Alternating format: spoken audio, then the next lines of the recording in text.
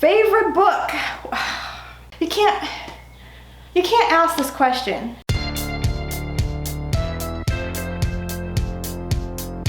Salutations, I'm Becca, this is Words Another Malarkey, and we're coming at you from our temporary studio in a place that is not the place I used to live. As you may have caught on to, I moved recently and we are currently in the process of finding a house, so this is a guest house. So thank you to my lovely hosts for letting me use this room as my temporary filming room. Guess what, guys? I hit my 100 subscriber mark! Yay, confetti! It took me forever to achieve 100 subscribers, mostly because I don't really make relevant content.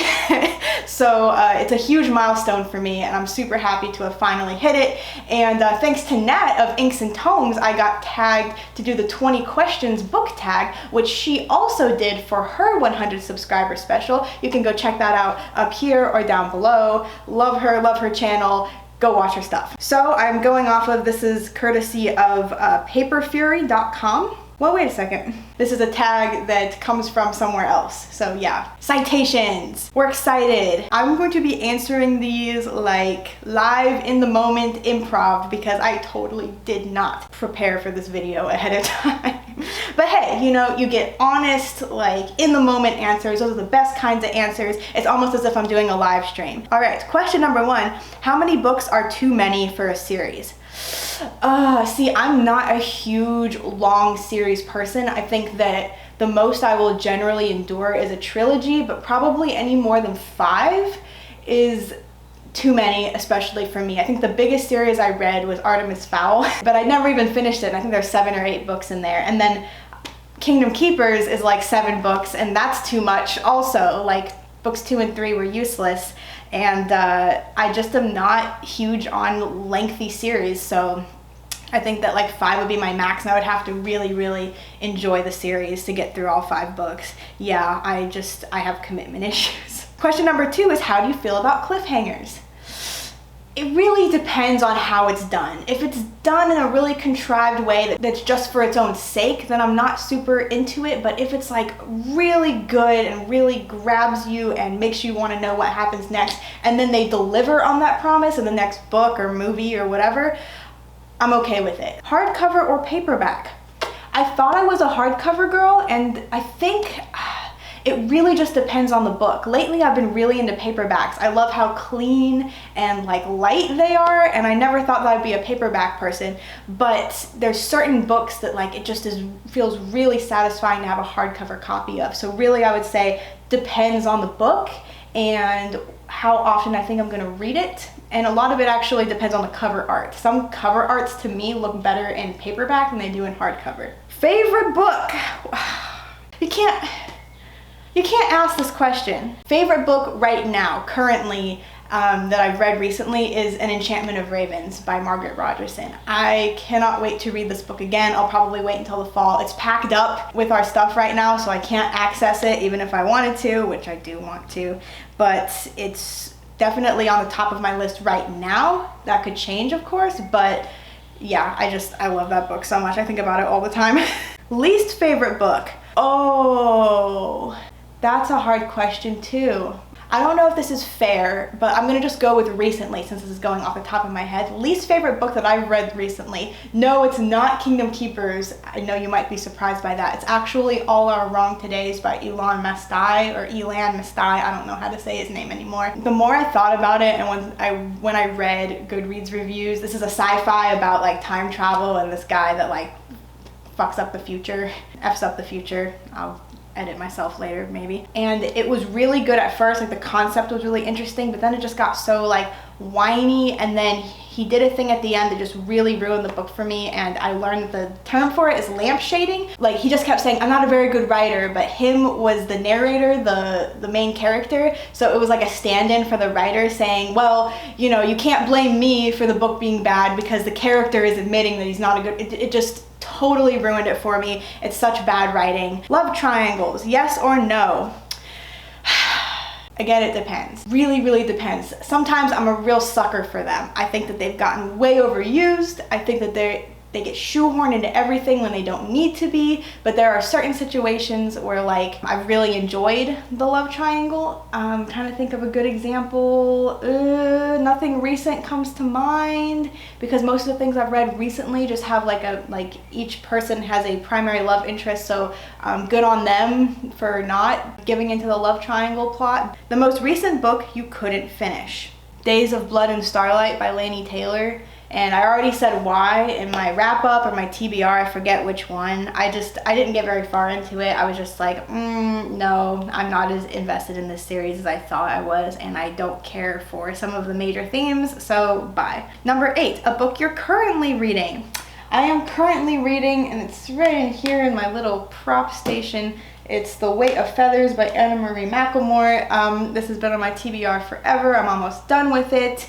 It's a YA romance. It's very Romeo and Juliet. It's compared to The Night Circus all the time, and I thought it was like just okay, but it got better in the middle. I don't know, I have mixed feelings on it, but I really love the main guy character, the Romeo, if you will. I think he's adorable. 9, last book you recommended to someone.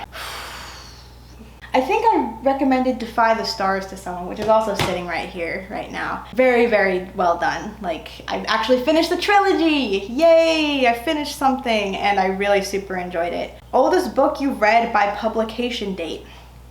Does the Bible count? Because that one's pretty old. Like, even King James Version is, like, pretty old. Newest book you've read by publication date.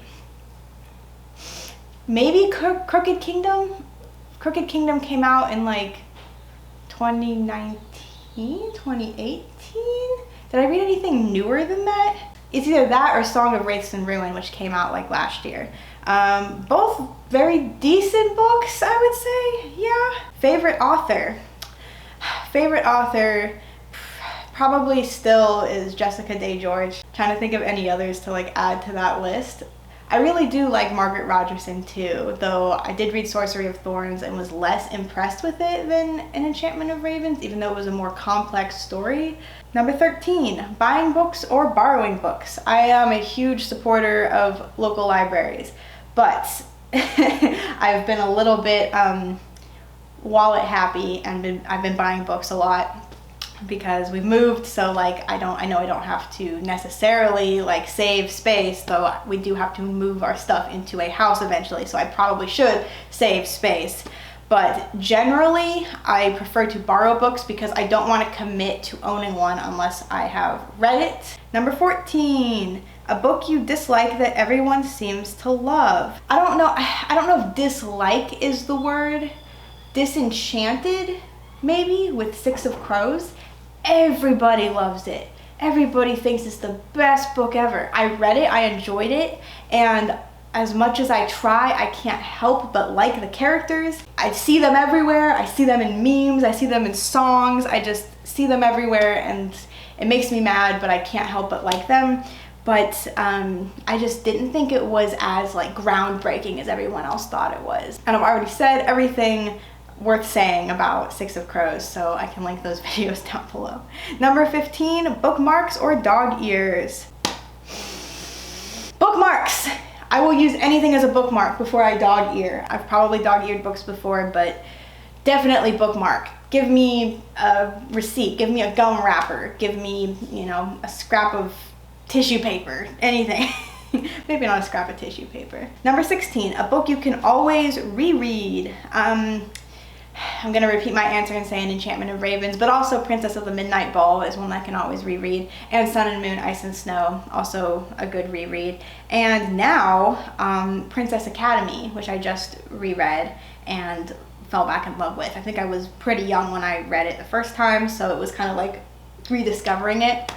Shannon Hale's books are awesome, and I think they get put into middle grade when really they kind of bridge the gap. Can you read while listening to music? Yeah, I actually can. Really kind of depends on my mood or the book. I usually try to match the music to whatever I'm reading, so that's really fun. But it's better if it doesn't have lyrics, so usually I'll do like classical music or like lo-fi hip-hop, and that's generally better. But there are times when I've like put on playlists with words and have been fine. Number 18, one point of view or multiple.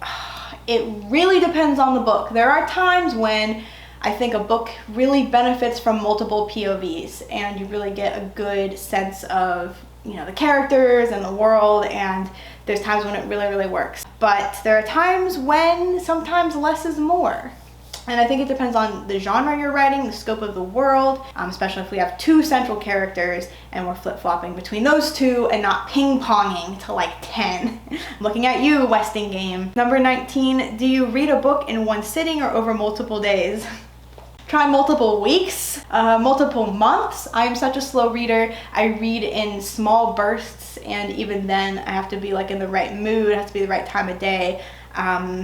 I have not read a book in one day, and I don't even know how long, and lately the fastest I've read a book is Crooked Kingdom. I think I read it in a week. So yeah, I am so slow, it hurts. And number 20 is, who do you tag? Anyone, everyone. I'm so bad at this. Kelsey, if you haven't done this one yet, I recommend you do it. Even just for a video, doesn't have to be some kind of subscriber special. And whoever wants to do this, go for it. I think this is super fun. Who doesn't love talking about themselves and their book opinions? So yep, that is it. That is my 100 subscriber special. Thank you so much, everybody who has subscribed to my ridiculous chaotic channel. I hope to please you with more ridiculous chaotic content. But until next time, keep it weird, and I'll see yas laters.